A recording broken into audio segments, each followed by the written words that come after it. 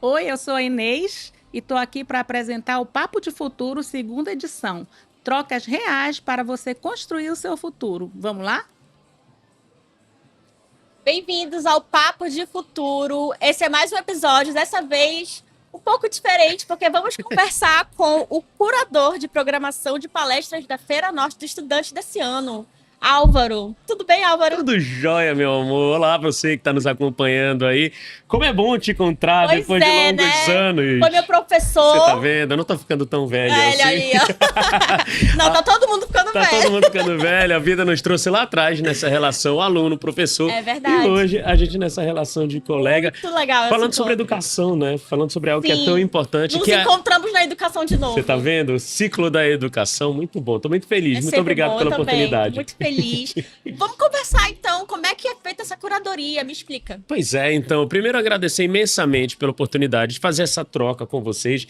Esse ano eu estou na Feira Norte do Estudante, aceitando um convite maravilhoso da dona Inês Dal, que junto com a sua equipe, com Brenda, com Carol, com toda essa equipe, Fabiola, trouxe esse desafio de trazer um novo olhar para o que já era bom, né? Desde 2010, essa feira impactando o dia a dia dos nossos alunos, impactando o nosso município, o nosso estado, impactando a carreira dos nossos profissionais no nosso país. Sim. Então, o que era bom lá atrás, esse ano trouxe uma pitadinha, um gostinho a mais de mudanças. E uma coisa que é muito bacana é que a dona Inês, ela não tem medo de inovar, né? Então, quando ela me convidou, ela falou, Álvaro, a gente quer trazer temas que estejam mais relacionados ao dia a dia dos alunos, algo que seja contemporâneo, que eles possam estar aqui e participar. Então, o grande desafio foi nós pensarmos com a cabeça do jovem. Mas o mais interessante é que não é só o jovem do ensino médio, não. É o jovem também da graduação. Uma pesquisa bem recente demonstrou que tem se discutido a ideia de o adolescente, o jovem, e até os 24 anos. Então, ele está nessa fase de transição entre jovem e adulto, seja em comportamento, em questões biológicas no geral. Então, é pensar com a cabeça de quem vai assistir à feira. E não à toa, nós dividimos em 3 salas. A primeira sala, uma sala chamada Grandes Ideias, e que foi uma grande surpresa, porque está rolando um debate muito legal. Os participantes, os palestrantes, estão em cadeiras em formato bem de congresso nacional e internacional. E o que tem me surpreendido é a qualidade desse debate, mas, acima de tudo, o acesso desse vocabulário para todo o público. Então, ainda há pouco saí de uma feira, de uma palestra, de uma mesa redonda, e lá tinham crianças, que eram crianças mesmo, ali de 9, 10 anos, jovens de 16, 17 anos e adultos. E a linguagem muito acessível, muito próxima desse público. Então, está sendo uma experiência muito bacana, viu? Ai, que ótimo. E essa participação, como é que você está vendo assim a receptividade das pessoas com a curadoria de vocês? Me conta, como é que está sendo essa relação? É muito legal o olhar de curiosidade de quem participa da feira. Então, você vê as crianças, os jovens, os adolescentes, adultos, eles entram na sala e já ficam impactados com o visual, né? Que esse ano tá com algo muito inovador, muito animado, as luzes, o som, então ele já fica impactado com aquele visual. Tem puff, você imagina você assistir uma palestra Eu vi, tá sobre muito IA legal. e você deitado num puff, olha como é falar a linguagem desse adolescente, desse adulto. Então, passado o impacto visual, ele começa a se interessar pelo conteúdo que é apresentado ali, seja na mesa redonda, seja nas palestras individuais. E algo que tem me chamado muito a atenção é que ele fica até o final da mesa redonda e da palestra. Então ele está interessado em saber mais, ele está interessado em participar, e isso demonstra que o jovem ele quer aprender, sim, mas ele quer aprender o que faz sentido para ele. Eu adoro a frase que conhecimento bom é conhecimento útil. Com Então, na certeza. prática, ele está levando isso para o dia a dia. Sim, a retenção, né, é a maior prova de que a curadoria deu certo, né? É isso, e é algo que nos alegra muito, é o interesse dos jovens além do conteúdo da feira. Então, quando os palestrantes terminam e deixam ali suas redes sociais, a gente observa o jovem confirmando essa rede social mesmo. Como é que eu faço para lhe encontrar? Palestrantes deixando à disposição curadoria, mentoria, orientações que vão além da feira. E aí a gente observa que cumpre o papel principal desse evento, que é plantar a semente na cabecinha dos jovens sobre possibilidades. Eu falei ainda há pouco sobre o olhar contemporâneo da dona Inês, e é muito gostoso gostoso quando ela fala da possibilidade de você seguir uma carreira, mas depois você migrar para outra carreira, né? Tem hoje uma pesquisa da Jacometi Comunicações que demonstra que cerca de 56% das pessoas que fizeram uma faculdade atuam em outra área. Eu sou um exemplo disso. Eu fiz direito, mas minha carreira toda foi na educação. E o legal é poder percorrer esse trajeto sem culpa, sem aquela sensação de que, meu Deus, será que eu tenho que tomar uma decisão agora pro resto da vida? E a gente pode estar falando de um curto espaço de tempo. Perfeito. E eu tenho uma curiosidade, assim, a parte mais técnica de fazer essa curadoria, como é que vocês constroem essa programação na unha ali, sabe? No telescópio ali, bem próximozinho. Eu quero entender como é que funciona essa parte mais técnica. Muito legal, eu adoro bastidores também. Adoro saber das fofocas que ocorrem por eu trás. amo.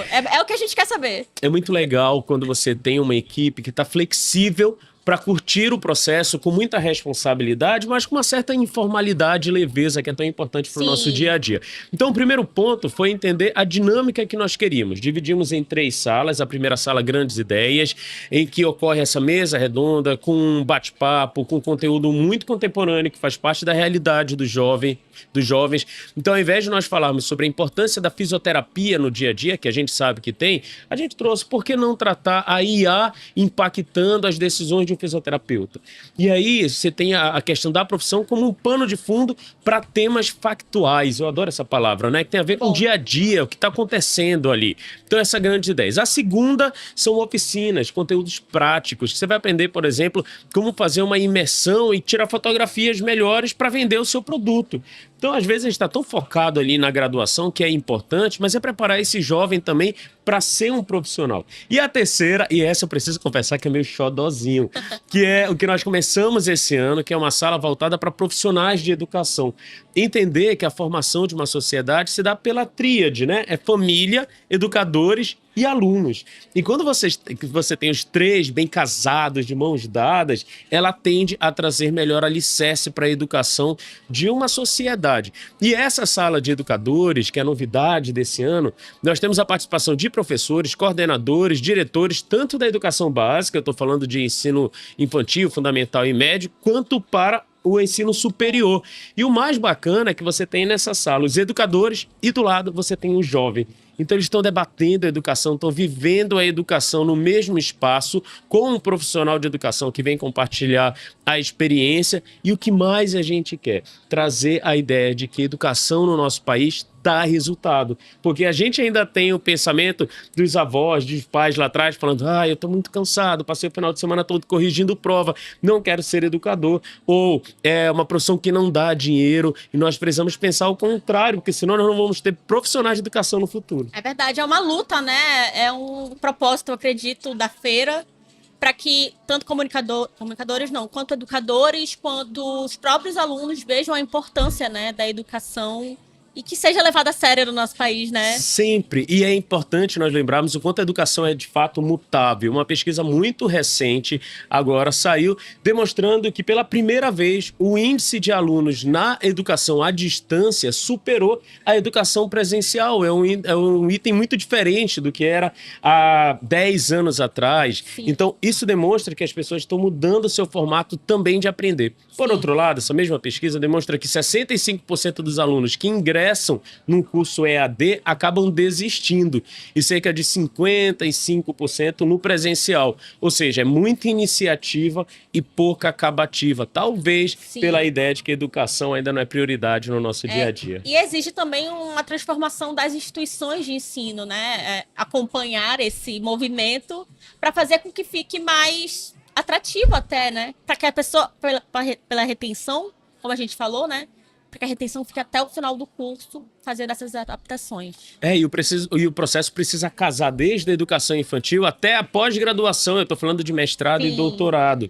É o professor se reinventar, é o aluno se permitir novos processos e entender que nem tudo são flores. Você sabe, você foi aluno, ainda é aluna, com certeza, porque a gente está aprendendo todos no dia a dia. O tempo todo. E você tem que entender que tem um processo que é super gostoso, é prazeroso, mas tem algo que talvez doa um pouquinho.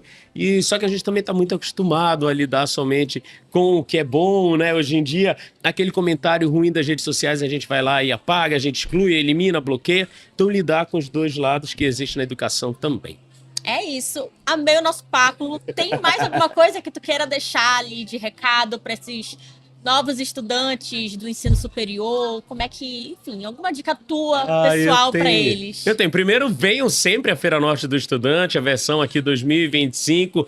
Vai até essa sexta-feira, mas com certeza ano que vem, muito mais conteúdo, muito mais impacto. É importante entender que é uma Feira Norte do Estudante e é o estudante no geral. Eu volto a falar, foi muito gostoso, está sendo muito gostoso observar que as palestras estão sendo acessíveis para todos os públicos. É o aluno do ensino médio sentado com o aluno da graduação e do lado você tem um aluno de mestrado. Então, como nós observamos, é como um programa de televisão que se assiste, você tem diversos públicos. Sim. Então, estejam aqui conosco, seja 2025 ou nos demais anos, parabenizar toda a equipe, agradecer pelo suporte, ter essa liderança, dona Inês Dal, com esse vigor e com essa energia louvável, mas toda a equipe também trazendo essa energia, está sendo muito gostoso. Muito obrigado. Viu, Muito Natália? obrigada eu. Muito bom conversar contigo de novo. Também, meu amor. Espero que a gente se veja aí outras feiras, outros lugares. Amém, amém. E participe da Feira Norte do Estudante. Obrigada, gente. Até o próximo episódio. Oi, eu sou a Gel. Obrigada por assistir o nosso podcast.